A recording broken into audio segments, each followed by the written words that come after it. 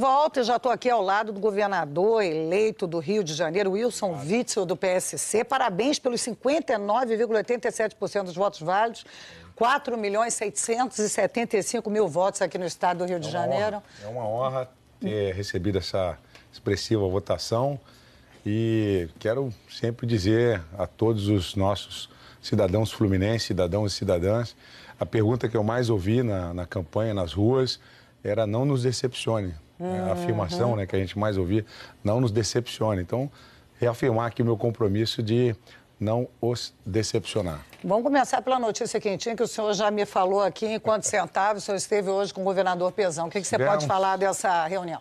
Foi muito boa, como era de se esperar. Ele colocou à disposição já um grupo, foi publicado no Diário Oficial, não li ainda, mas o secretário de Fazenda, da Casa Civil e mais um secretário para que a gente comece a fazer, né, as conversas de mudança de equipe. A gente pretende usar um espaço lá no Palácio Guanabara, usar um espaço na Firjan, um espaço na FEComércio, para botar essa transição. O pessoal vai trabalhar. A FEComércio tem um trabalho muito bom na área de serviço, 70% do nosso PIB é de serviço, comércio, serviço, e essa área está muito relacionada ao turismo. Então, deixar lá um grupo do turismo para ficar ali levantando os dados, conversando com o pessoal que está hoje na Secretaria de Turismo, na Turisrio, e fazer já um planejamento. Nossa meta é chegar a Mas essa sua equipe de transição é quem? Futuros secretários? A princípio, coordenadores de área. Então, vamos dividir em 12 áreas. Já tem nomes para isso? Estou terminando de fazer os convites. Pretendo anunciar a semana que vem os nomes dos coordenadores de área que vão levantar os dados e vão, em cima daquilo que nós fizemos no plano de governo, poder traçar as metas para os próximos 4 anos. As áreas são? São 10 áreas, né? Nós temos a área de infraestrutura, que envolve a parte do desenvolvimento econômico, que é pesca, abastecimento, infraestrutura do Estado, obras civis, Secretaria de Obras, transporte, isso é infraestrutura. Isso não significa que a gente vai juntar essas secretarias nessa área, mas a ideia é que tem esse grupo que vai estar muito interligado, que isso tem diretamente relação com o desenvolvimento econômico, das PPPs que a gente pretende lançar a partir de janeiro. O Pezão hoje já me disse que tem já engatilhada uma PPP do noroeste do estado com todas as rodovias. Isso é uma demanda que se vem pedindo lá para a gente, então... Governador, eu já vou até falar daqui a pouco nas PPPs, mas me permita começar falando dessa área delicadíssima que é a da segurança pública no Rio de Janeiro, tanto que estamos sob uma intervenção federal. Coisa que mais me chamou na sua atenção, logo no começo da campanha, foi aquela declaração de uma possível autorização para o abate por parte de policiais de criminosos que portassem armas de uso exclusivo das Forças Armadas. Diante dessa frase, por isso que bom que o senhor está aqui até para contextualizar, explicar e desenrolar, pode vir à cabeça a seguinte hipótese, digamos assim, um cidadão com um fuzil de costas, estou aqui montando um cenário possível, plausível ou não, de costas, e a possibilidade de um sniper, de um policial executá-lo sem ele estar representando nenhuma ameaça. Mas como o senhor diz que isso que o senhor propõe... Ele está de fuzil na mão. É ameaça. O senhor entende... Imediatamente ameaça. O senhor entende que qualquer pessoa... Se ele não for abatido, ele vai usar o fuzil para acertar quem quer que esteja na frente dele. Porque isso não é... Não é, me perdoe, governador. A gente já teve vários casos aqui no Rio de Janeiro, por exemplo, de guarda-chuva, furadeira... Normalmente, sniper não atira em quem está de guarda-chuva. Mas muito menos isso quem está de já furadeira. aconteceu, né? Não era um sniper. No nosso estado. Não, era um militar preparado para esse tipo de missão. Então, vai ter uma qualificação Evidente, de quem será o policial autorizado a esse tipo de operação. Já pedi, inclusive, o levantamento de quanto nós temos na CORE e quanto nós temos no BOP. Né? Eu sou oficial da Marinha, da Reserva, e esses militares serão treinados e preparados. Hoje mesmo teve um evento, eu não me lembro agora qual é o local, Cidade de Deus, estava um helicóptero de filmagem, tinham 5 elementos de fuzil. Ali, se você tem uma operação em que os nossos militares estão autorizados a realizar o abate, todos eles seriam eliminados. Mas, em tese, aqueles policiais que estavam ali no blindado, eles também... No blindado, mas quem estava filmando era helicóptero. Então, havia usar sniper em helicóptero? Se possível, também. Como é que o senhor imagina isso assim? Porque Mas quem vai dizer são os técnicos que vão montar as operações, os militares especializados nesse tipo de operação. Você tem 5 elementos de fuzil atirando contra policial, todos em algum momento podem e devem ser abatidos para imediatamente cessar esse combate. Ô, Witzel, o Código Penal não é todo mundo que entende esse artigo como o senhor entende. Exato. Não é verdade? Fiz mais de uma centena de tribunais do júri. Não, eu respeito absolutamente. Agora, como tem especialistas que dizem o seguinte, olha, o que está escrito aqui é o seguinte, para você tirar a vida de alguém, você não é autorizado a tirar a vida de ninguém, a não ser que... Teria de fuzil na rua. Mas isso não está lá, a não ser mas que a gente interpreta. Exato. A lei é feita para ser interpretada. Mas, nós interpretamos a lei. E o senhor acha que essa sua interpretação da lei vai conseguir passar? Eu digo sempre o seguinte, prefiro defender o policial no tribunal até que é o funeral dele. Ou de quem quer que seja. O senhor falou... Então, nós vamos enfrentar o tribunal, vamos ter gente capacitada para isso. Eu fiz uma centenas de tribunais do júri, como defensor público. E tribunal do júri é aquilo, é o povo julgando o povo. Se você consegue convencer que aquele acusado do crime é inocente, eles só precisam responder uma pergunta. Hoje o Código de Processo Penal foi alterado, culpado ou inocente, como é no caso do júri americano, né? Então o júri entendeu que ele atirou, matou e está correto. Acabou. Mas, governador, vamos lá. O policial, então, a partir de 1º de janeiro, no seu governo, ele está ali, um bandido com fuzil, sentado, ele dá um tiro, mata pelas costas. Vai para a justiça e alguém pensa diferentemente do senhor, o que é absolutamente será defendido, legítimo. O policial vai ser defendido. E é condenado. O que o senhor vai dizer para esse policial? Que agiu com uma espécie de carta branca pelo seu entendimento jurídico. Ele vai ser defendido no tribunal. Se ele for condenado, vamos recorrer e vamos trabalhar para isso. Perdeu também. É um risco que a gente corre. Vai ver? Vai ser expulso? Ele vai ter que ser expulso da polícia? Se for o caso, se a justiça entender que tem que expulsar, vai expulsar. Então, mas a autorização é sua, a responsabilidade é sua, como governador. O senhor não vai ficar desconfortável de ter dado essa... Estou desconfortável de ver o bandido de fuzil na rua. Mas o policial não vai ficar desconfortável se por acaso tomar essa decisão e depois a justiça não embasar a decisão que ele tomou? Vamos defendê-lo. Desconfortável, todos nós ficamos. Ninguém aqui está defendendo o bandido com fuzil. Não tem essa história. É hora da gente descer um pouco do palanque. A diferença é que, ao contrário de nós, o senhor é o governador. Exato. Né? E o senhor é que está dando essa garantia. Aval. Esse aval. Como é que o senhor, ao mesmo tempo, vai deixar esse policial que acreditou no senhor, está recebendo uma ordem, em tese, e ele vai ser expulso, ele vai ficar sem salário, ele vai cumprir uma pena... Nós vamos defendê-lo na justiça. Eu não estou dizendo que ninguém não vai deixar de ser processado. Ninguém está sendo enganado aqui. Mas o risco é do policial. O risco é nosso, do Estado. Não, mas quem vai estar na cadeia é o policial. O risco é nosso, do Estado. Ele vai avaliar a situação de risco, vai executar aquilo que ele está fazendo naquela missão e se tiver que enfrentar o tribunal, nós vamos enfrentar. Você pode colocar o que você quiser no Código Penal. Pode sempre ter um ministério, um promotor de justiça que entenda que é o caso de denunciar e vai denunciar. Agora, e vai ter que enfrentar no tribunal. Eu estou sentindo que o senhor está chamando bastante a responsabilidade para si próprio na questão da segurança. Então, deixa eu avançar um pouquinho, né? Porque tem outra proposta que é de extinção da Secretaria de Segurança. E aí eu vejo aí uma centralização maior de poder na figura do senhor, colocar o comando da Polícia Militar e da Polícia Civil com status de secretaria. É isso mesmo? A agenda de segurança é mais centralizada na figura do governador e é esse o caminho, haja vista, que a intervenção está fazendo um trabalho muito junto com a Secretaria de Segurança nesse momento. Deixa eu fazer um adendo na questão da Maria.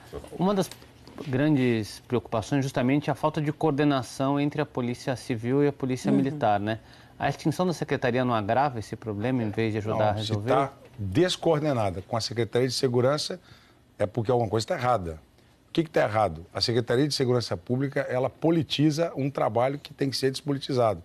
Hoje o Ministério Público tem independência. Você acabou de citar aí a questão. Se o Ministério Público denunciar, nós vamos defender. Aquela cabo Sastre de São Paulo, que matou com 2 tiros no peito um bandido, estava de arma na mão, ameaçando uma criança e a sua mãe, ela podia ter sido processada. E não faltou gente para dizer que ela estava fora de serviço, que ela não devia sacar gente para criticar e apresentar uma solução diferente sempre vai haver. Agora, o que nós não podemos é permitir que uma criança e uma mãe estejam sendo ameaçados por uma arma e a policial não tome a medida que tem que ser tomada. Então, é esse o marco divisório. Eu fiz vários tribunais de júri de policiais acusados de matar e todos foram absolvidos. Então, a questão é você não ter a dúvida de colocar em risco a sociedade. Bandido de fuzil na mão não é gente que presta. Então, em relação à sua questão da segurança pública, o que acontece hoje é que vários secretários de segurança pública saíram da secretaria e viraram políticos, né? Usaram a secretaria como trampolim para a política. Então, o que nós precisamos é despolitizar a Secretaria de Segurança Pública. A Polícia Civil é um corpo técnico, assim como é a Defesa Civil, né? A saúde. Você não coloca para ser secretário de saúde alguém que não seja médico, alguém que não seja da área da saúde. Então, quando você coloca na Secretaria de Polícia Civil alguém que não é da Polícia Civil, não é da Polícia Militar, é um corpo estranho. E aí gera, primeiro, o problema da descoordenação e depois a politização. Porque hoje a DRACO, que é a Delegacia de Combate ao Crime Organizado, não está na Polícia Civil, está na SESEG. O Guardião, que é o aparelho de interceptação das escutas telefônicas, fruto das operações dos delegados, não está na Polícia Civil, está na SESEG. Então, quem está ouvindo as interceptações requeridas pelos delegados? É outrem que não aquele delegado. Então, isso gera um problema. Mas não é melhor reestruturar, então, essa... Então, estou reestruturando, extinguindo a secretaria. E aí haverá a estrutura será um gabinete... Secretaria de Polícia Civil, Secretaria de Polícia Militar. Ambos secretários. Uma outra questão que também tem sido debatido muito, e eu tenho conversado com os policiais, é a garantia da inamovibilidade. O Ministério Público hoje, além da independência funcional, tem a inamovibilidade. Explica isso para a gente. Um promotor, quando ele vai para um órgão, uma promotoria, ninguém tira ele de lá, a não ser que ele queira sair. O promotor de justiça, o procurador da República, ele escolhe o órgão que ele quer atuar. Então, se ele escolher uma curadoria de família, ele vai, se ele quiser aposentar ali, ele aposenta ali. Só vão tirá-lo dali se ele tiver um desempenho insatisfatório ou por alguma questão de ordem pública que é avaliado pelo Colégio de Procuradores ou pelo órgão especial do Tribunal. O senhor quer evitar o quê com isso? Evitar a interferência política na atividade de investigação. Eu gostaria, governador, gostaria de voltar aqui a essa questão O ideal é que tivesse na Constituição isso, mas nós vamos fazer o seguinte, vamos dar para o decreto. Segurança vai ser um tema importantíssimo nesse país nos próximos anos. Então, por exemplo, e agora nós temos o Ministério da Segurança, coordenação, que em todos os outros estados eles lidam com o secretário de Segurança. Vai haver uma reunião em Brasília com o ministro da Segurança, seja quem for, e os secretários de Segurança. Então, todos os estados e o Distrito Federal vão enviar secretários de Segurança. Quem vai pelo Rio de Janeiro? Pode ser o secretário de Polícia Civil, que a Polícia Judiciária tem um papel fundamental na investigação do crime organizado. E aí vai dar ciúme no comandante da PM. Não tem ciúme nenhum, cada um tem a sua atividade estrutural na segurança pública. A Polícia Militar... O secretário de Polícia Civil vai ter mais poder, mais importância... Ninguém tem mais poder do que o outro. Mas por que quem vai para Brasília é o de Polícia Civil? Porque a estrutura da segurança pública hoje, o primeiro ponto do plano de governo do Jair Bolsonaro é investigar a lavagem de dinheiro. Hoje, está se investigando pouco nas polícias civis a lavagem de dinheiro, porque o tráfico de drogas, o crime organizado, estimula a compra de armamento, de drogas, e faz a logística da droga dos cartéis da Colômbia, da Bolívia, do Paraguai para o Brasil. Aqui não se produz cocaína e também não se produz maconha em grande quantidade. Tem uma outra plantação, mas não se produz. Então, essa droga vem através de uma logística que é feita por executivos do crime. Esses executivos nós não estamos atingindo, eles estão livres, leves e soltos. Só para todo mundo ao mesmo tempo. Só para voltar aqui na minha pergunta, que eu acho que não foi respondida. Então, na ausência de um secretário de Segurança, que só acontecerá isso no estado do Rio de Janeiro, quem responderá por esse cargo será o chefe de Polícia Civil, não o comandante da PM. Dependendo da pauta que for ser tratada no Conselho, pode ser um ou pode ser outro. Eles vão ter cargo de secretário? Tenho certeza que não vai ser secretário. Então, agora, o secretário... O senhor indicou que o crime prioritário também no Rio de Janeiro será a investigação do caminho do dinheiro, porque nós temos várias dimensões de crime organizado aqui. A milícia, o tráfico de drogas e de arma, o varejo, o roubo de cargas. Qual é a sua prioridade? Todas as áreas de crime organizado dependem de investigação da Polícia Judiciária. A milícia depende de você identificar quem são, onde eles estão atuando, qual tipo de crime que eles estão praticando. E isso não se faz por prisão em flagrante. Isso se faz, as vítimas não querem falar porque tem medo de morrer. Então você precisa montar operações de vigilância para poder obter as provas necessárias para executar as prisões. Então, isso se faz com a Polícia Judiciária. Hoje, a Polícia Judiciária está trabalhando basicamente com flagrante. Sem dúvida. Coisa que... Qual a prioridade? É milícia? É tráfico? Não, nós vamos investigar o crime organizado, seja ele de que forma for. Na milícia, no tráfico de armas, de drogas. Tem várias delegacias especializadas para isso. Então, o que nós precisamos é ter equipamentos para fazer análise de dados. Hoje não se tem isso. A Polícia Civil tem uma delegada que faz a lavagem de dinheiro. O Ministério Público tem um setor de inteligência, que é uma procuradora de justiça. Então, nós temos que aproximar os dois. Hoje não se tem convênio com a Polícia Rodoviária Federal nem com a Receita Federal para transferência de dados. Então, isso tem que ser feito. Analisar o relatório do COAF, que vem de forma eletrônica, para que se possa ter esse manejo de informações e como foi feito na Lava Jato. Você vai ter os resultados ali, vai aparecer um supermercado, vai aparecer uma padaria, vai aparecer um posto de gasolina com faturamento acima da média. Aí tem que ser montada uma operação. O governador? Vai ter imagem, por exemplo, de gente fazendo... Aí você tem que fazer a coleta de imagem, né, de rua, o trabalho de rua. Então, tem um foco de milícia na região tal. Então, tem que ser feita a investigação ali, identificados esses elementos e requerida a prisão deles. Eu tenho a impressão, só um minutinho, eu tenho a impressão que fazendo isso que o senhor está falando, a gente pode ter uma diminuição de confrontos em comunidade. Sensível. Procede? Procede. Isso eu acho importante se dizer. Não é porque se a inteligência... Você asfixia a logística de fornecimento de armas e drogas e você abre também uma outra porta. Isso é um compromisso do senhor? Lógico, um compromisso. Você conta o confronto como principal ação da... Evidente, o confronto deve ser evitado, eu sempre disse isso. Mas uma vez que nós tenhamos que ir para o confronto, nós temos que saber como vamos enfrentar aquela situação. Não pode ter 5 elementos de fuzil sendo filmado de helicóptero para a televisão mostrar ele atirando no policial e nada acontece. Isso não pode acontecer. Qual será o papel da Polícia Militar no seu governo? A Polícia Militar tem um patrulhamento ostensivo. Nós estamos fazendo uma PPP para trazer um sistema de monitoramento eletrônico. Eu vou me reunir com o general Braga Neto, porque recebi informação hoje, ontem, de que há 1 bilhão e 200 milhões para serem investidos na polícia. Não necessariamente na Polícia Civil, na Polícia Militar. Não sei exatamente, pedi agora para... saber que tipo de investimento é esse.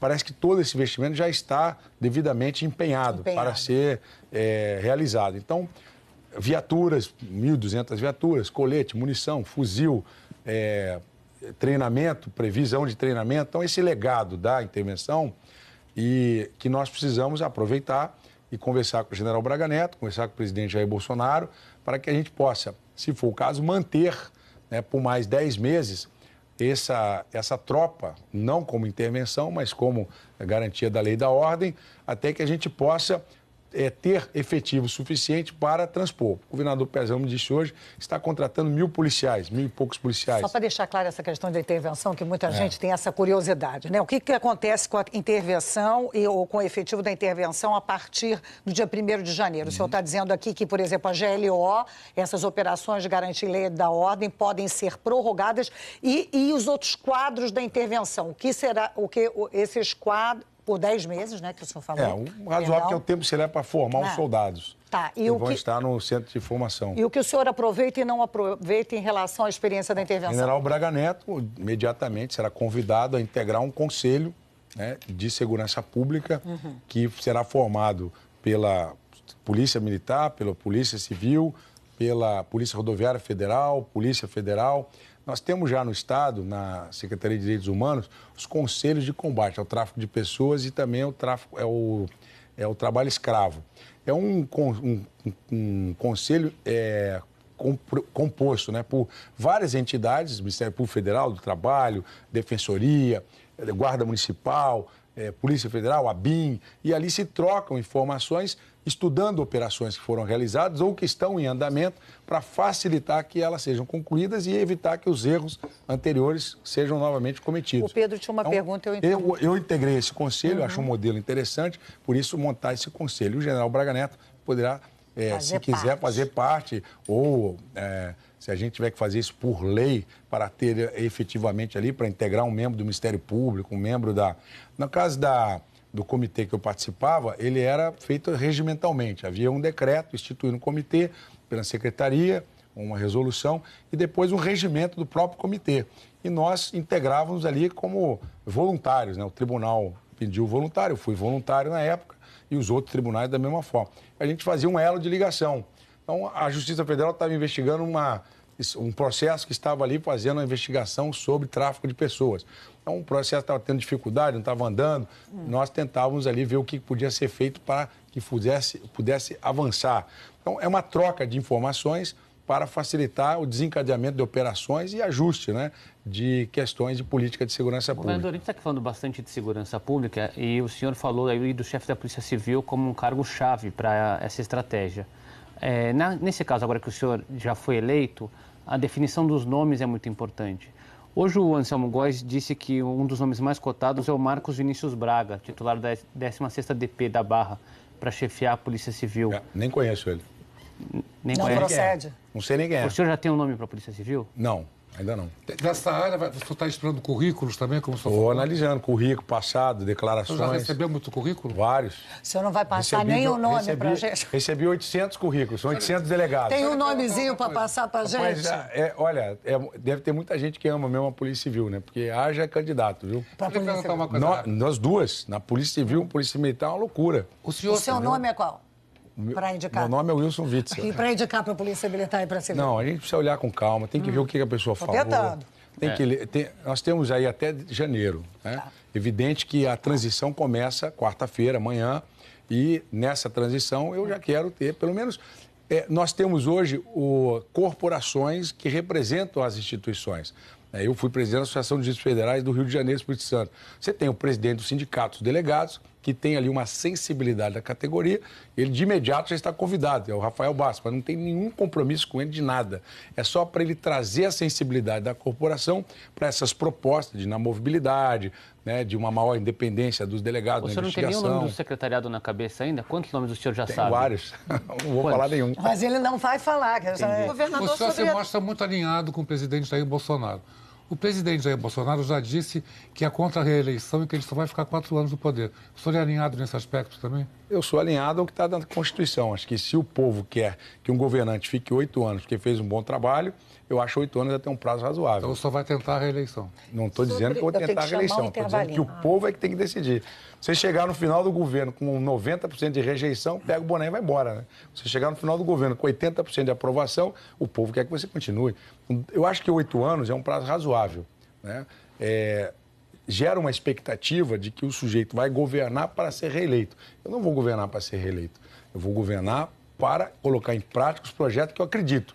Chegar no final de 4 anos, se tiver com 80% de aprovação, então nada mais justo que o povo está pedindo. Diga ao povo, fico. Eu vou chamar o intervalo rapidinho, mas a conversa vai continuar. Daqui a pouco, o governador eleito do Rio de Janeiro, Wilson Witzel. Não sai daí que a gente volta já já. Estamos a conversar com o governador eleito do Rio de Janeiro, Wilson Witzel. Otávio Guedes. Governador, um dos fatos que foi até muito explorado na campanha é a presença do senhor naquele evento em que se quebraram a placa da Marielle. Depois que o senhor foi eleito, estava presente ali o deputado que foi eleito, que quebrou a placa da Marielle. Rodrigo Amorim. O Rodrigo Amorim. Passada a campanha e refletindo sobre isso, quer dizer, que é um gesto, é tão gratuito isso que não tem explicação. É hora de pedir desculpa e reconhecer que errou? Mas quem errou não fui eu. Não fui eu que rasguei a placa, não sabia que ela estava lá. Sim, mas quem fez isso depois foi prestigiado pelo senhor. Não foi prestigiado nada. Coloque palavra na minha boca. Não, palavra não. Ele estava presente, assim que o senhor foi eleito, eu acho o seguinte, ele justificou que ele estava tirando a placa, porque ele considerou que colocar a placa sem autorização da municipalidade é um ato ilegal. Então, tirou a placa. Agora, ele rasgar a placa, fazer o que ele fez, aquilo ali eu também repudio. Liguei ao professor Tarcísio, falei, professor Tarcísio, receba a minha solidariedade, jamais compactuo com qualquer estímulo à intolerância. Minha vida pregressa de magistrado... O senhor estava constrangido ali, né? Que o senhor ficou, depois que viu que ele quebrou, então, você ficou constrangido? Fiquei constrangido. Desculpa, reconhece o erro e pede desculpa ou não? Mas o erro não foi meu. Agora, se quiser que eu peça desculpa por ele, eu peço. Está desculpado porque o sujeito fez um ato que não deveria ter feito. Não, é pedir desculpa. Não, pede desculpa, Marielle, a sua vida, a sua família. Já conversei com a sua mãe, contei com ela. Né? Outro dia, numa caminhada, minha esposa encontrou, eu estava do lado, ela falou, deu um beijo. A gente não tem menor... restrição a isso, né? O que acontece é que o ato era pró-Bolsonaro e para mim. Né? Eu estava ali discursando, estava vibrando com as pessoas que estavam, né, ali enaltecendo uma renovação da política e tal. Aí, de repente, me aparecem os dois com a placa e faz aquele ato lá. Como é que você classifica esse ato deles? Olha, eu sou completamente contrário a qualquer ato de intolerância. Eu nunca falei... Então foi um ato de intolerância. Eu nunca falei absolutamente nada contra Marielle. Muito pelo contrário. Eu me comprometi em olhar pessoalmente a investigação. Isso é um bom sinal. Isso é dever. Olhar assim, olha só, eu estava olhando para a plateia, eu não vi o que eles fizeram. Eu não sei nem se eles Mas foi um ato de intolerância. Eu não ouvi o que eles falaram. Eu estava falando, estava no microfone. Eu não ouvi o que eles falaram e nem vi o que eles fizeram. Eu não posso falar sobre o que eu não ouvi e nem o que eu vi. Mas agora o senhor sabe o que aconteceu. À luz do conhecimento que o senhor tem hoje, então, foi um ato de intolerância? Qualquer ato que tenha sido feito com intolerância, eu recrimino. Se eles assim o fizeram, né, não concordo com isso. O deputado eleito terá algum papel, governador, no seu governo? Não, nem cheguei a ver o vídeo. Nem cheguei a ver o vídeo. Deputado eleito Rodrigo Amorim. Vi a foto só. Deputado eleito Rodrigo Amorim, que esteve logo com o senhor no anúncio. Eu acho que ele já esclareceu essas questões. Ele terá algum papel no seu governo? No meu governo? Sim. Não, ele é parlamentar. Né? Ele é um parlamentar, nós vamos ter que nos relacionar com ele, com a bancada do PSL. Eu preciso me relacionar com todos os parlamentares, até o pessoal do PT. Cargo? Mas pode ter um cargo para o Rodrigo Amorim? Olha, tem o líder do governo, né? O líder do governo é o governador é que indica quem é que vai batalhar pelos processos do governo. Tá? Pode ser ele. O PSC hoje tem 2 deputados, mas agora tem a cláusula de barreira, provavelmente uns 10 deputados vão ficar sem partido. Então, estou conversando com esses deputados para eles virem para o PSC, inclusive. Se tiver uma bancada maior, com mais deputados, é natural que eu escolha da minha bancada o líder do governo. Vamos falar disso rapidinho. Então, os deputados do PSL? Para ir para o PSC ou o contrário? Tem partidos que, pela cláusula de barreira, eles vão ser extintos. Então, esses deputados, são mais ou menos 10, ainda não vi o nome de todos, eu os convidarei para ingressar no PSC. Deixa eu fazer uma pergunta. Nossa bancada Mas também. o papel do Rodrigo Amorim, ele pode ser líder do seu governo? Não, eu não fiz esse convite a ele. Ô, Witzel. Mas estuda esse nome? Eu vou conversar ainda com meus deputados, vou ver quem vai ser o presidente da LERJ. Tem que ter até dezembro para estudar isso aí. Então teria um intolerante, uma chance de um intolerante no seu governo.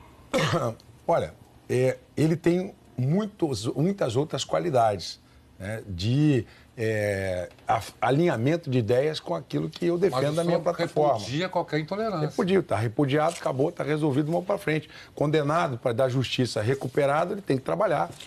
Ninguém vai ser condenado o resto da vida. Se você condena alguém a 20 anos de cadeia e ele sai, depois recupera seus direitos de liberdade, vai ter que trabalhar. Então, alguém tem que dar emprego para ele, né? Então, a gente não pode viver eternamente no passado. Eu queria falar muito da base, né? Porque o governador tem que trabalhar, como o senhor bem disse, com a Assembleia, não tem jeito, né? Então, temos 2 deputados do seu partido, temos os 13 do PSL, possivelmente essa base pode aumentar com o PROS, outros partidos, e a gente tem a velha política, que é da troca de cargos, muitas vezes necessária. Isso é zero no seu governo? Não, só gente técnica, capacitada. E se precisar, como atrair uma base maior para aprovar os projetos aqui na Globo News e dizendo que o deputado A, B, C ou D está votando contra o interesse do governo e vai afundar o Estado. É isso. É isso. E ele que responda pelos seus atos na próxima eleição. Caímos todos juntos. Então é isso, não tem troca de cargos, não tem... Afundamos nós e o Estado do Rio de Janeiro incompreensão de quem está votando o projeto.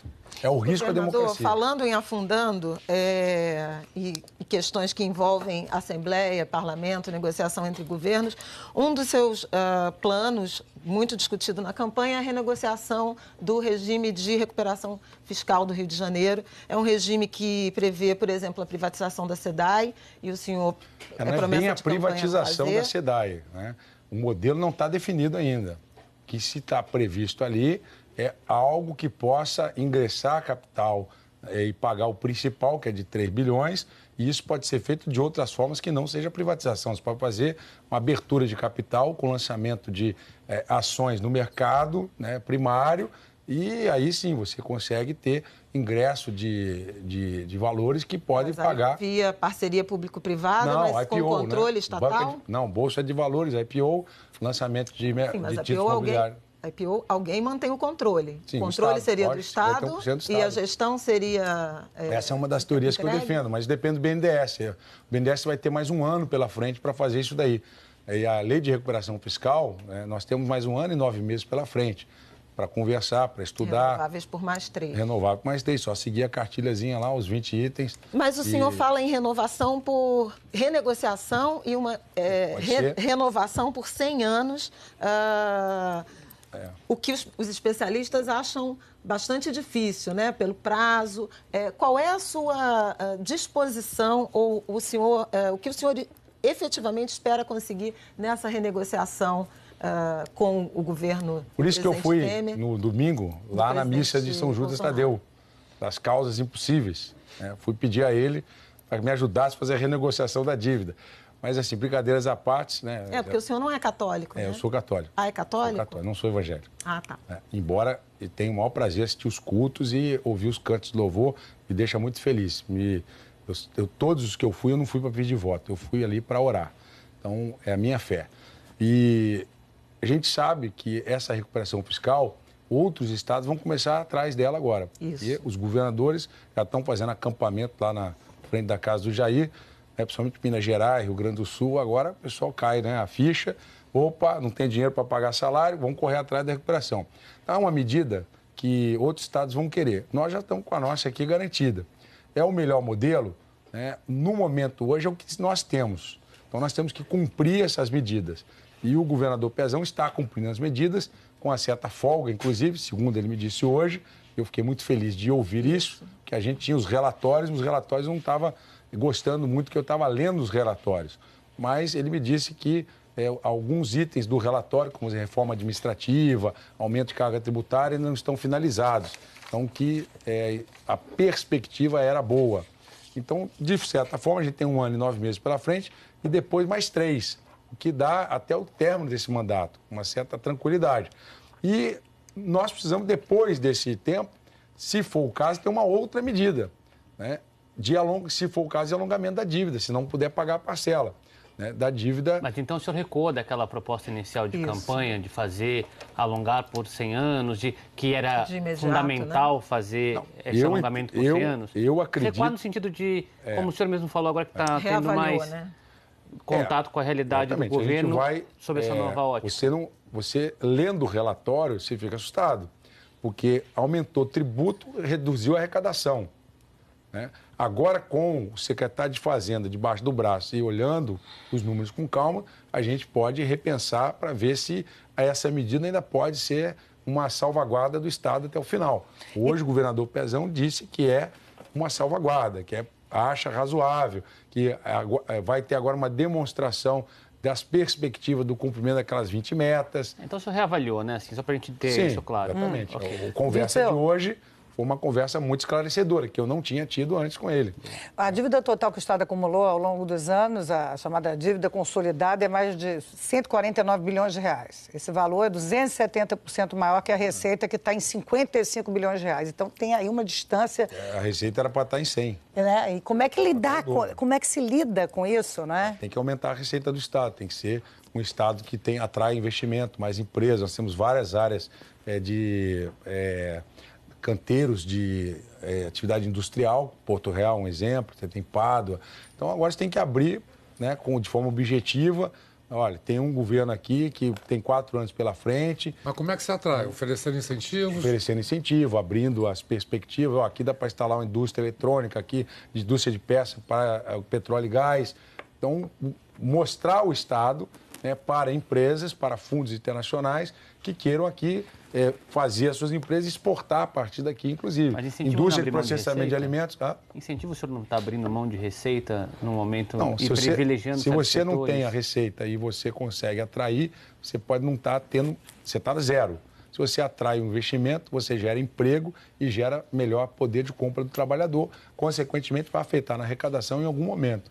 Então, o que nós precisamos ter é prestigiar empresas que tenham geração de emprego e tenham alta capacidade de colocar essa mercadoria no mercado. Governador, o senhor chegou a falar na campanha que seus filhos iam estudar em escola pública, o senhor não ia ter plano de saúde, não ia do Estado, morar... né? Oi? Do Estado. Sim. Eu respondo pela minha gestão. Pois é. A do município, não. Meus filhos, por exemplo, não estão na idade escolar do Estado. O mais velho daqui a pouco vai estar. E nós... Quantos anos? Está com 12. 12 com 14, anos. daqui a 2 anos. Na Secretaria de Educação do prefeito Crivella? Olha, eu não conheço as escolas do município. Eu respondo pelas minhas escolas. E plano de saúde? O senhor já está até o dia 31 de dezembro? 31 vamos cancelar. Vamos usar lá o PDNEST ou outras emergências. Todo mundo. Em uma frase que eu estourei o tempo, o senhor pretende ser conhecido pelo governador que fez o quê pelo Rio? Que transformou o Rio de Janeiro num modelo de Estado para o Brasil. Boa sorte para o seu trabalho. Amém. Obrigado. Agradeço muito a presença do governador eleito do Rio de Janeiro, Wilson Witzel, aqui no Estúdio I. Bom trabalho. Obrigado. Torceremos aí por um bom mandato que o Rio de Janeiro merece. Eu agradeço muito a companhia de você, telespectador, a sua audiência de 1 às 4 da tarde. Obrigado. Estaremos de volta amanhã.